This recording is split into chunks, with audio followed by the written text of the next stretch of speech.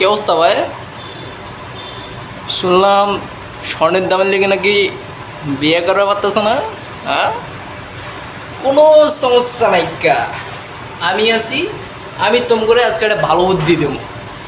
এরকম বুদ্ধি ফ্রিতে কেউ দিব না, আমি দিতেছি ভাই। আমার কথাটা শুনো, তোমার বিয়ের লিগা 1 টাকাও খরচ হইব না।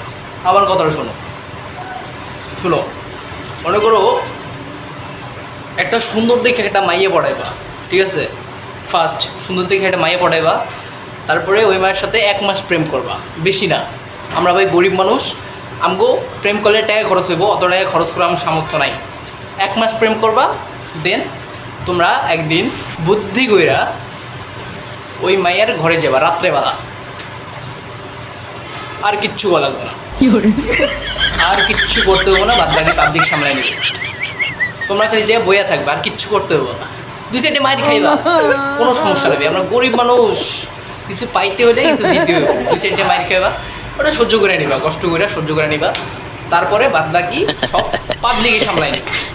বাস দেওয়া গেল, এত কোনো প্যারা নাই। না কোনো টাকা পয়সা গেল, না আবার স্বর্ণপাতি কিনতে হইলো, বিয়া শেষ আমার। আরে ভাই আমি বুঝি না, যেই জিনিস সারা জীবন পড়ে থাকে সিন্ধুকের ভিতরে, সেই জিনিস এই একটা দিনের লিগা সেই জিনিস লাখ লাখ টাকা খরচ করার কি দরকার ভাই? সারা জীবন করে দেয় স্বর্ণ সিন্ধুকের ভিতরে। বুঝি না ভাই, এই স্বর্ণ নিয়ে তো, স্বর্ণ ছাড়া বিয়ে হইব না, না মানেটা কি বে, মানেটা কি? আর নাহলে এক কাজ করতে করো, শুধু বিয়ার দিনের লেগে আওলাদ নিবা, বিয়া শেষ দিয়ে দিবা। বাস।